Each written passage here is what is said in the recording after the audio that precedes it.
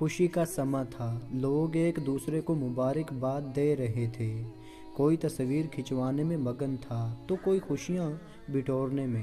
یہ میرے دوست کی شادی کی تقریب تھی۔ ہم تمام دوست اس موقع کو خوب انجوائے کر رہے تھے۔ میں نے اپنے دوست کو مبارکباد دی اور اسے تنگ کرنے کے لیے شادی سے متعلق کچھ لطیفے سنائے اور الوداع کہا۔ گھر پہنچا تو رات کے 2:30 بج چکے تھے اور شدید نیند آ رہی تھی۔ زندگی بہت خوبصورت اور رنگین لگ رہی تھی۔ 3 بجے میں لیٹا سونے کی کوشش کر رہا تھا اور اپنے موبائل میں شادی کی تصویریں دیکھ کر لطف اندوز ہو رہا تھا۔ صبح 11:35 پر آنکھ کھلی، چھٹی کا دن تھا۔ اٹھتے ہی اپنے موبائل پر انٹرنیٹ چلایا۔ اس وقت میرا موڈ کچھ زیادہ ہی خوشگوار تھا۔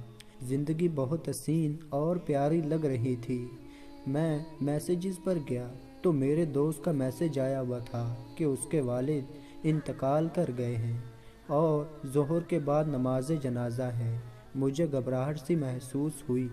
وہ میرا بہت عزیز دوست تھا اور پچھلے ہی دن میری اس سے ملاقات ہوئی تھی جب ہم خوشیاں منا رہے تھے۔ میں نے شلوار قمیض پہنا اور اپنے چند دوستوں کے ساتھ اس کے گھر پہنچے۔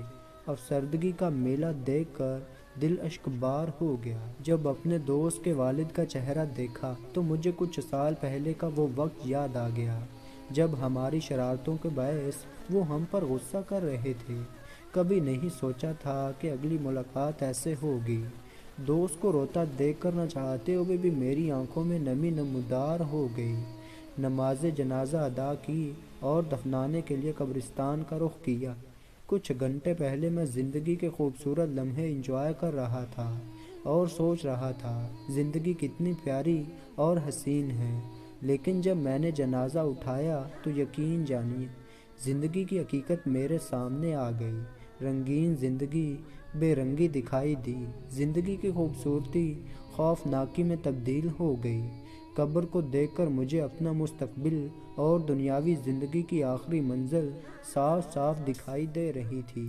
شاید ہمارے گناہوں اور گمراہی کی وجہ بھی یہی ہے کہ ہم زندگی کو لافانی سمجھ لیتے ہیں۔ ہم بھول جاتے ہیں کہ اس دنیا میں ہم چند سالوں کے مہمان ہیں۔